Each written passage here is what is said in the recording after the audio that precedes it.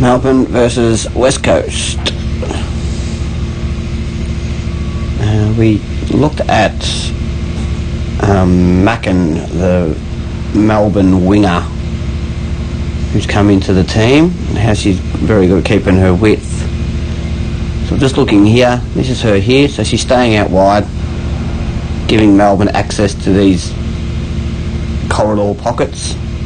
Okay, but as the ball works its way this way, what you'll see a lot in local footy is that this person goes, oh, I'm a chance to get a kick, and they'll come and squeeze in here. But what we want them to do is go out there and allow other players to come in there. They're giving us access to the part of the ground that we want. So you see her, she's moving back out, and then she comes around and then follows her line back through. Keeps the width, doesn't get sucked into here. Alright, and then she comes through the outside. Handball receive, kicks the first goal of her career. Saints versus Adelaide. This is sort of what tall forwards have to do in Aflw because of the lesser players that they have at each end of the ground. It's not ideal, but this is the best way to do it. We'll see it again in another video. So we've got Sheila here. She's led up from here. Right, so she's the last forward. Everyone else is sort of pushing forward for St Kilda. Hands it off. Okay, so she already knows that I was the last player then, now I need to get back. So this player just sort of treads water a little bit and just waits for Sheila to get back here and then goes to her again. So it's not ideal because you're asking a heap out of your tall forwards. Alright, look straight here. Alright, and then it's just intercepted there. She almost got through for a goal. And then all those other Saints forwards who were coming through at the initial league can come in and apply pressure. It's not a real sustainable model, but until they go to 6-6-6 or 18 players on the ground, then that's sort of what the forwards have to do. Looking at two separate runs here from two Adelaide players. I've got Marinoff here. Keep an eye on her.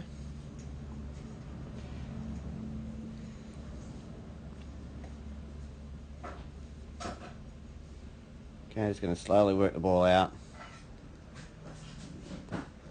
Okay, not really sprinting, she's just getting from sort of kick to kick, which is easy to do in the women's game because they can't kick as far.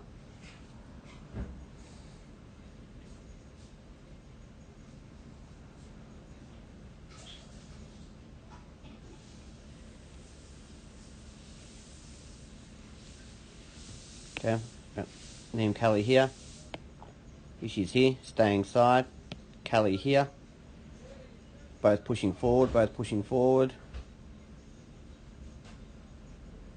Okay, Kelly gets on the end of it here. Alright, and here's Marinoff here. So she's going from that part of the ground at one end, just a straight line to the other. Alright, and hasn't done it in, world record time. Go back to the clock. Okay, she's here. Alright, 7:12 on the clock there. I think it's 41. I think it's 6:41 when she marks that ball. Look, not going fast. When you stop to a walk, then you don't get to that position that she does in the end. So if you can just keep jogging. Okay, picks up a bit of pace here because now she sees it's been drawn in and we've got these two lanes out here. So picks up the pace a bit there, like she's gone, she's already forward.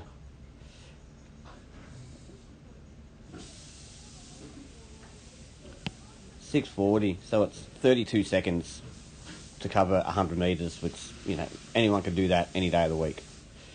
It's just a willingness to do it, and then your team just maintaining the ball until you can get in a position to score.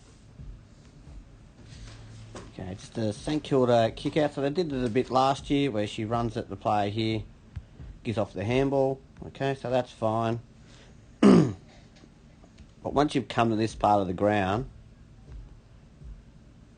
you've probably sort of set up about here, then you start to gravitate your plays into this bit here along the boundary.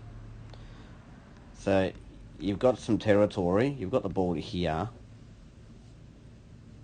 but then you've given up positioning. So you've given up one for the other, which is fine, but now that kick has to go here, because that's where your players are. Except this goes back inboard, and look, now everyone's doing this. She's fallen over. She's still running that way. She's going to have to turn around. And Adelaide, because they're happy for you to keep the ball there, because they can defend down this line here. They're already half turned. Okay, and now you've kicked to numbers here, and it's just a real shonky bounce that doesn't allow Adelaide to get that back out as quick as, or back in as quick as they could have. Geelong versus Sydney. Okay, so Geelong got the first 4, then us, Sydney. I'm a Sydney supporter. Managed to get the next 2 back, and I think they kicked another 1 or 2 at the end of the last quarter, the first quarter. We weren't totally out of the game, and then they showed on the television our assistant coach telling them, let's not just go fast and then we run out of players. Let's just get these tick legs up and back. So they actually made a point of that, to do that in this quarter. And they'll also keep dragging their players up to man marks. So get the kick out straight up the ground, which Sydney do a lot of. Okay, some good possession football here, which we brought into our game in the sort of second half of the year. Right, now this player here, right, she gets the mark. Okay, she does exactly what, because we don't want to bomb here, because we've got no players.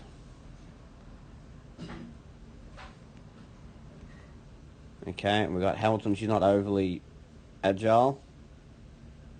But we've got sort of 3-on-3 there, but you want to keep maintaining possession of the ball.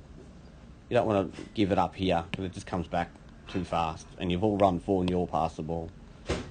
So she gives a little tick lead. She's here, alright, it's on. Right, but she's played on. Gone too fast too early, because you can only get that kick to here. Okay, and we're looking around. Here, do I want to run forward? Do I want to get it over the top? Okay, it's just a bit of a disconnect. Alright, but the instruction was to tick lead,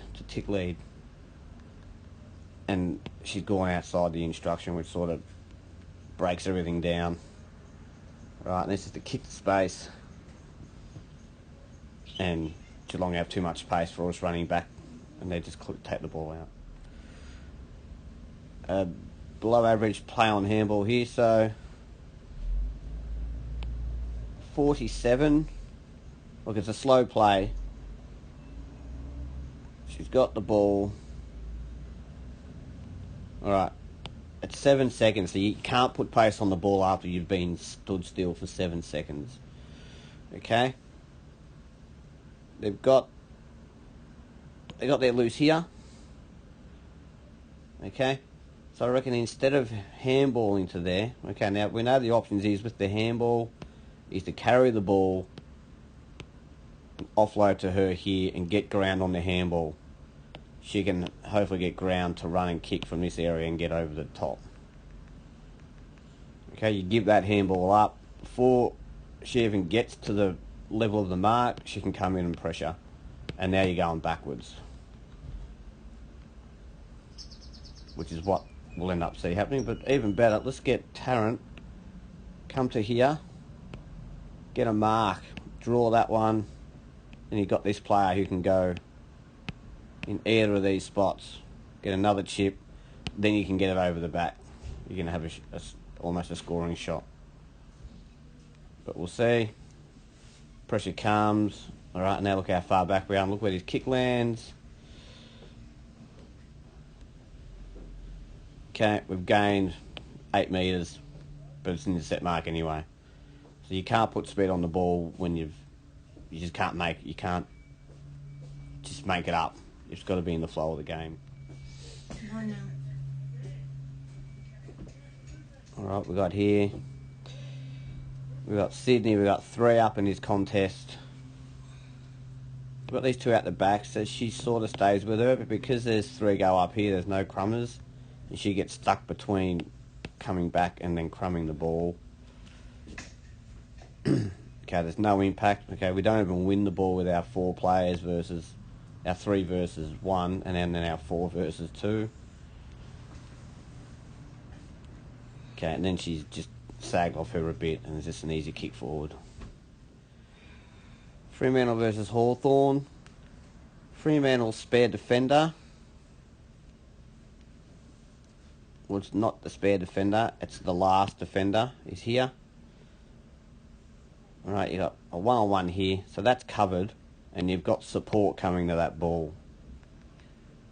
So unless she's going to be right on there, then this is not a super position, because she's got a Hawthorn player behind her. So she's got to make sure that she can impact here. If she's not going to impact there, then she needs to impact here. When you get too high and you don't impact the top one, okay, you can't impact the next one either. So she needs to read that ball coming out. If she's back here, look, you can't really make that. So she could just stay here and then see what happens with that next kick and then still get back. But she's trying to get back to here from here instead of from here. So she was just too high without impacting either contest. Okay, we're looking at, we've got Fremantle's winger here. Now, we've seen in other videos, Fremantle are really good at getting width when the ball's like on one side, and they can use a runner here over and over. And then on this side, she squeezes up this side, so she's coming forward. She's got her opposition winger. Okay, they get a mark there. Right, inside 50. Here they are again. Okay, now she's staying really skinny to that player. Now what would have preferred, she knows she's got Ty here, who's probably the best forward target in the comp at the moment. Instead of running that straight lane, come out wide, take your player, and then come back in for the crumb. Instead, her opposition player actually intercepts the mark. Now if you take her over to here, Ty's got that hole, that kick would have, it's goal. Okay? So you must know you've got your targets down there, and that as a winger, I don't need to come in and be a leading option. I need to create space for my forwards. And then if we need more support on the ball, then I can curve back in and crumb. Decision making is this video. So we got, oh, that was me. Antonio over to Antonio. Okay. Now, decision making is harder when you've got more decisions or more options, because you've got to decide which one is the best, which one's good, which one's okay, which one's not a viable option. So you've often got to make one decision with 4 options, where if you've just got a defensive player and a teammate here, you just draw and handball. Like, it's an easy decision to make, because it's only one decision. You just got to get the execution right. When you've got multiple, you've got to go through all those 4 decisions and then execute whichever one is the best one. So once you've taken a mark and she decides to play on. Okay, now it seems to me that she's chip kicked from here. So I don't think she's going for goal, which is option 1. Okay, so option 1 is probably this one, or this area at the top of the square. So therefore you bring these 2 options together. This is a running away into a shallow pocket. That's the 3rd option, and trying to score where she's probably out of kicking reach is the 4th preferred option. So she's actually gone the 2nd worst option out of those 4. Okay, there's space here, even just into that little space there. One of those 2 players we can be able to get onto it, or they will be able to work together with this other Fremantle player here to take out those two Hawthorn players. So decision making there. It's just a nothing kick in the end because she couldn't even get her hands to it. Okay, it's gone for a point when you could have got the ball right to the hot spot with numbers. Could have been a goal in a tight game, but they were able to get the win anyway.